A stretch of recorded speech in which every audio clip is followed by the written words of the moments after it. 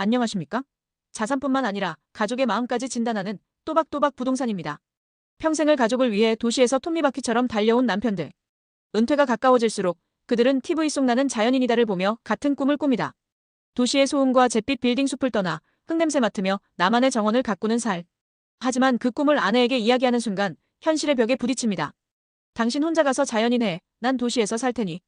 왜 남편의 로망은 아내에게는 재앙처럼 들리는 걸까요? 오늘 저는 전원주택에 대한 뜬구름 잡는 낭만이 아니라 수많은 가장들의 꿈과 그 가족들의 한숨 사이에서 그 누구도 말해주지 않았던 진짜 현실과 모두가 행복해지는 길을 찾아드리겠습니다. 남편들이 전원주택을 꿈꾸는 이유는 단순히 마당 있는 집이 좋아서가 아닙니다.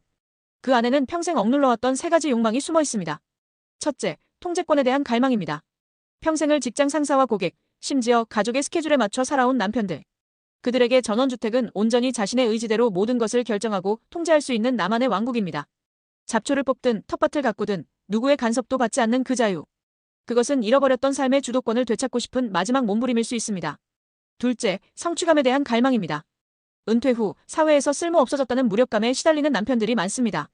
그들에게 전원주택은 새로운 일터이자 성취의 공간입니다. 낡은 데크를 내 손으로 고치고 직접 키운 상추를 저녁상에 올릴 때 느끼는 그 뿌듯함.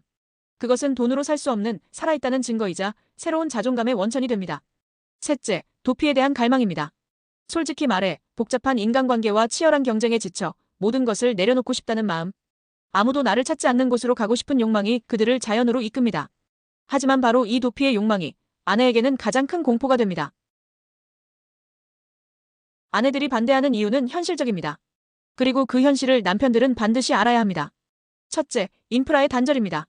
남편이 꿈꾸는 평화로운 고립은 아내에게는 사회적 관계의 단절을 의미합니다. 수십 년간 쌓아온 친구, 이웃과의 관계가 끊어지고 익숙한 병원, 마트, 문화센터를 더 이상 이용할 수 없게 되는 공포. 남편의 로망을 위해 아내의 모든 삶을 포기하라고 강요하는 것과 같습니다. 둘째, 비용이라는 현실적인 공포입니다. 아내들은 압니다. 낭만은 돈이 든다는 것을.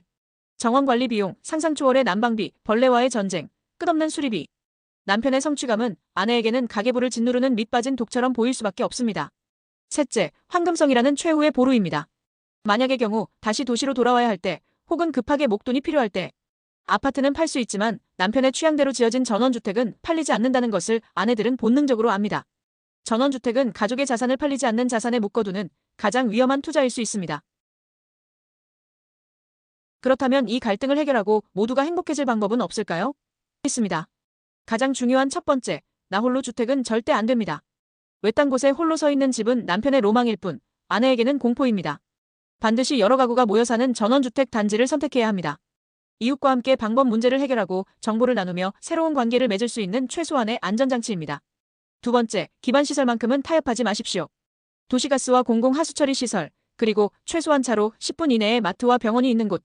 남편의 로망을 위해 아내의 최소한의 편리함을 포기하게 해서는 안 됩니다. 세 번째, 가장 중요합니다. 최소 1년은 살아보고 결정하십시오. 전원주택을 사는 것이 아니라 사는 곳으로 접근해야 합니다. 마음에 드는 지역이 있다면 집을 덜컥 계약하기 전에 반드시 근처에서 전세나 월세로 최소 1년 사계절을 모두 겪어보십시오. 벌레와 사투를 벌이는 여름, 눈 때문에 고립되는 겨울을 함께 겪어본 후 그때도 아내가 여기서 살아도 되겠다고 동의한다면 바로 그때가 진짜 시작할 때입니다. 네, 오늘 전원주택에 대해 진단해드렸습니다. 결론적으로 전원주택은 남편 혼자만의 로망으로 성공할 수 없습니다. 이것은 부동산을 사는 것이 아니라 가족 전체의 삶의 방식, 즉 라이프 스타일을 바꾸는 중대한 결정입니다. 나의 로망이 가족의 희생 위에 세워지는 것은 아닌지 오늘 제가 드린 진단과 처방을 통해 가족과 함께 진솔하게 대화하고 모두가 행복한 길을 찾으시길 바랍니다. 전원주택에 대해 더 궁금한 점이 있으시다면 언제든지 댓글로 남겨주세요. 저희 또박또박 부동산이 수많은 실패와 성공을 거듭하며 얻은 진짜 경험으로 함께 고민해드리겠습니다. 도움이 되셨다면 구독과 좋아요 부탁드립니다.